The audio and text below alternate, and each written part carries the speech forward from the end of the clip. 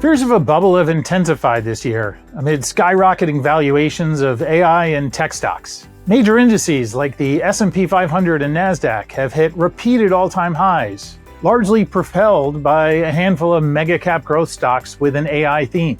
The major US and global indices are capitalization weighted, which means that they own more of the bigger companies than the smaller ones. And as a result, these broad indices have significant concentration risk in just a few stocks. For the S&P 500, nearly 30% of the index is allocated to just 5 companies, and nearly 40% is allocated to just 10.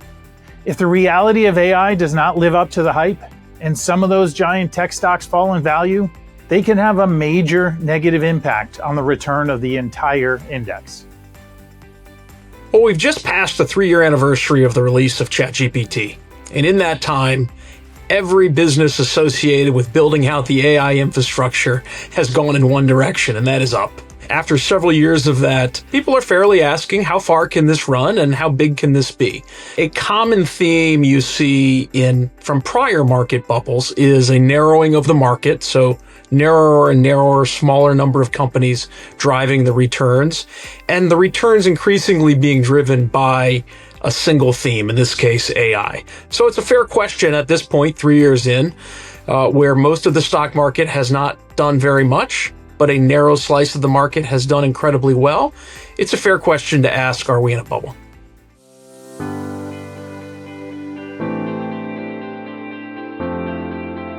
AI is an exciting new technology that should deliver incredible productivity enhancements across the entire economy. However, the investment case for most AI stocks is very questionable. First, AI is massively capital intensive, requiring hundreds of billions of dollars of investment in data centers. Compared to that enormous spending, there is comparatively little revenue being generated by the AI service providers.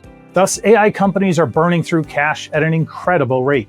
Furthermore, investors in AI companies have to pay high valuations for the right to own these cash-burning businesses.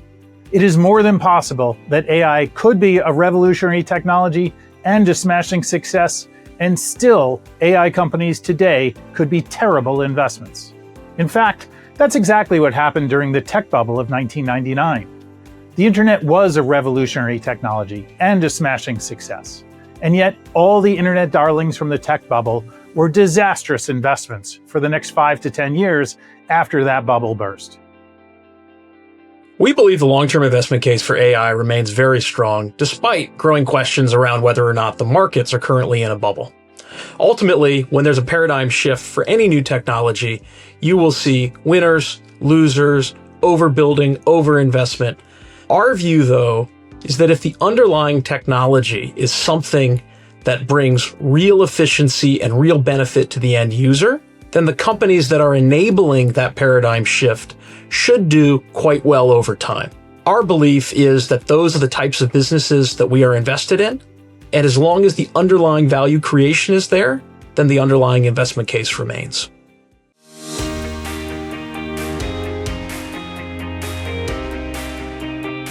China potentially poses a significant and growing threat to US AI dominance, but it does not seem like an immediate or existential threat yet.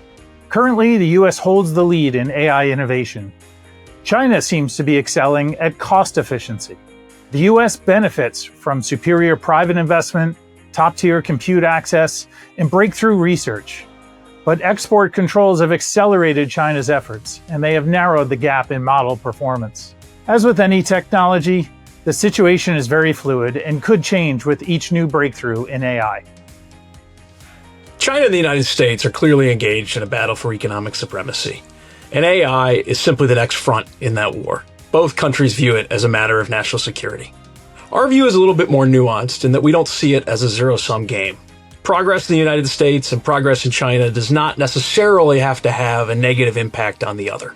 So ultimately, we think that AI will go down a similar path to many other areas of tech, which is what we would call a two-stack world, a Chinese version and an American version.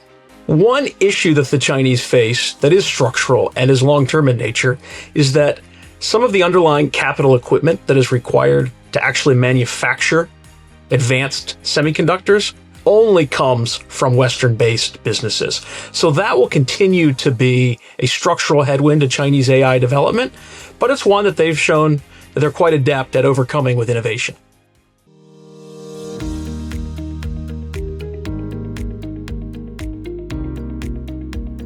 At Lyrical, we look to invest in stocks that have three key traits: value, quality, and analyzability.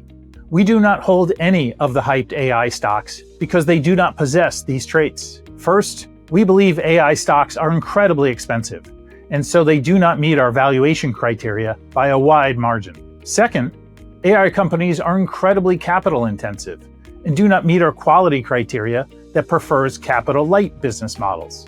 Lastly, AI technology is rapidly evolving and difficult, if not impossible, to predict. And so AI stocks do not meet our analyzability criteria. That said, while we do not own any of the hyped AI stocks, we do own many other stocks that are benefiting from AI spending, including power producers and data center suppliers. We also own companies that are benefiting from AI technology to improve their businesses. If AI stocks truly are in a bubble, our portfolio, we believe, is well positioned to avoid the painful losses that would occur if that bubble were to pop. Given the duration and the narrowness of the bull market that we're in, it's a fair question to ask, how are we managing the tech-related risks in our portfolio? And really, we look at those kinds of risks through two lenses. One is a criteria lens at the individual company level. We, by design, want to own businesses that we believe are leaders at what they do and that we believe have durable competitive moats around their franchises. We think that that is one of the most powerful risk management tools at our disposal. Secondly, the second lens is portfolio construction. And that's about managing the aggregate weight and exposure to different industries, and in this case, technology, and balancing out that exposure appropriately with exposure in other areas, such as consumer, life sciences, and industrial businesses.